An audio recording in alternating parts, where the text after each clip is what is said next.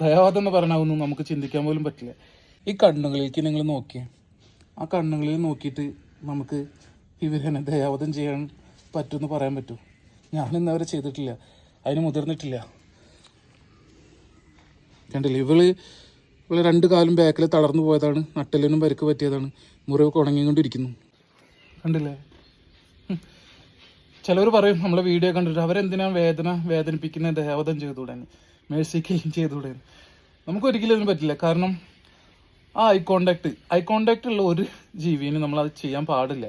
വേദനകൾ അവരൊക്കെ അരക്കുന്ന കീപ്പിട്ടുള്ള വേദനകളൊക്കെ മരവിച്ച് പോരുന്നു. പക്ഷേ മേലോട്ട് ഹൃദയം, മനസ്സ്, കാഴ്ചകൾ, വികാരങ്ങൾ, ആ സെൻസ് അതൊന്നും അവർക്ക് നഷ്ടപ്പെട്ടിട്ടില്ല.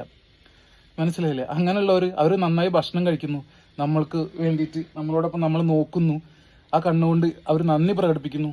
ജീവിതത്തിൽ അവർ സ്വാഭാവികം മരണം വരെ അവരെ പുഴുവരിക്കാതെ, ഈച്ച അരിക്കാതെ, എന്താ പറയുക, അങ്ങനെ ഒരു സിറ്റുവേഷനിൽ ശരീരത്തിൽ മറ്റിടങ്ങളിൽ പൊട്ടാതെ, മണ്ണിൽ ഉരയാതെ നമുക്ക് കഴിയും പോലെ നമ്മൾ സംരക്ഷിക്കുക എന്നുള്ളതാണ്.